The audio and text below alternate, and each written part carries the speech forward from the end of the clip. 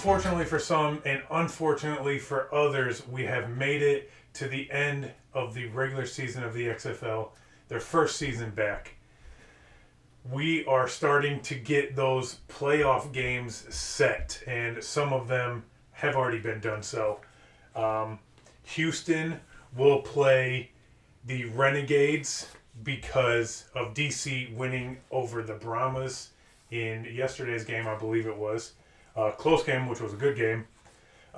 Still only one matchup. Not one matchup, but one more side of the bracket to be set. DC still needs to figure out their opponent, which should be done today. But as we come to the end of the regular season, I want to give out some awards from SportZ. The first one ever. The first one I want to give out is the Offensive Player of the Year. And this one comes from a team that doesn't have an opponent yet, the DC Defenders. He's 148 carries with 7 rushing touchdowns, and no other receiver has more touchdowns, and no other running back, aside from one who has the same amount, has more or close to what he's got right now. And it's Abram Smith. He's got the most rush yards in the XFL with 747. The next closest running back is from the Battlehawks, and it's Brian Hill, who's got 416. So that's 331 more yards than any other running back in this entire league. I think he's been very dominant in the way he plays football, in the way he does his run game. I think he's super aggressive, and he deserves at least Offensive Player of the Year. And if I didn't give my MVP the MVP, he would be the MVP of the season. And I'll touch on that a little more on why I gave, obviously, my MVP the trophy he got.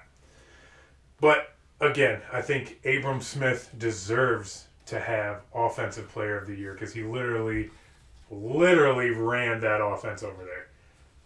Let's move on to Defensive Player of the Year. Now, this one is very tough for me, so I had to change it up a little bit. It's the first time we're doing it, and of course we're making changes already. But Defensive Player of the Year, now this could go a multitude of ways, but when I think back on the XFL season, I'm looking at the defense, obviously. Now, I could talk about Emmanuel Ellerbe and how he dominated in solo tacks and was 4th in assisted tackles, or Trent Harris, who had the most sacks in the XFL with 8.5, and he was 2nd in tackles for a loss. I could talk about John Daka in how he was tied for 2nd in forced fumbles, or at least attempting to get those turnovers there. And I could talk about Jenny Harris, who leads the league in interceptions with 5. And all of that coming from a team, obviously the defense who did the most this year, who had the best defense in the league. Houston Roughnecks. Again, we already said their stages were set. But Houston Roughnecks, they played together so well.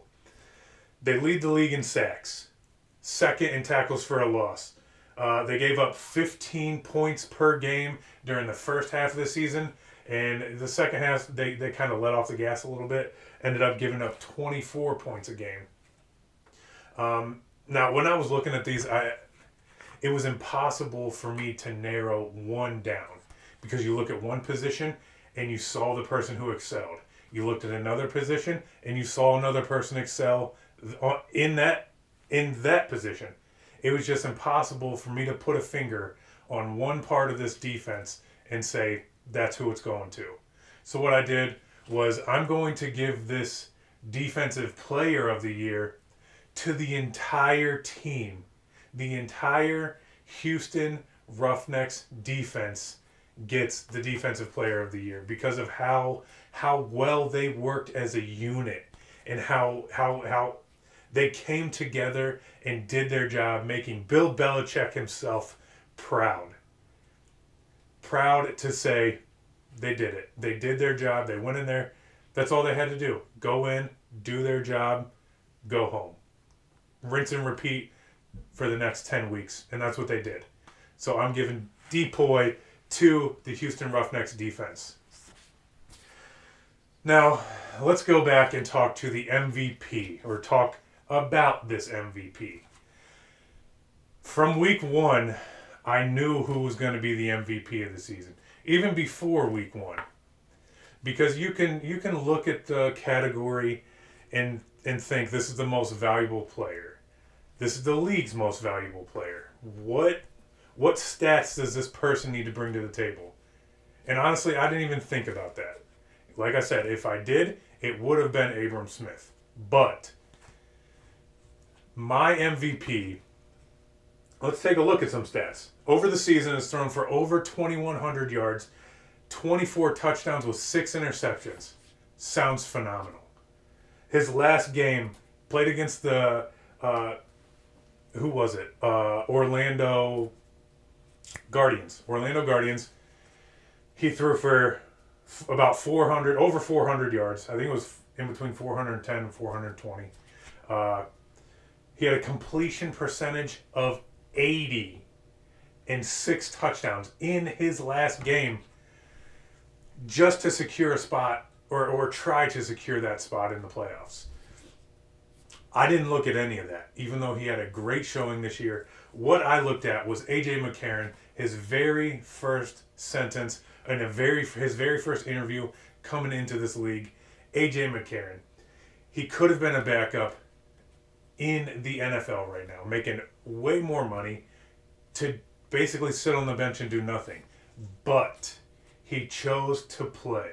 And what he said kind of got me. I have kids, so he wanted to play the game that he loves, and he wanted his kids to see him doing that. Which, hey, fine and dandy for me. Get out there and play your heart off, kid. But what he said, he wants to be the one playing. He doesn't want to make a bunch of money sitting on the bench. He wants to be playing. And that's what the XFL is going to need. That's how the XFL becomes great. People like this who want to play, who are willing to take a pay cut just to be on the field, just to be out there playing, just to try to excel at that position. And that, like I said, is what is going to make this XFL great. Those are the kind of players we need. That is the most valuable player to the XFL. If you think otherwise, just let me know down in those comments. Let me know what you think about those picks. But those were your first ever Sports Beast Awards. Thanks for watching. We'll see you on the next one.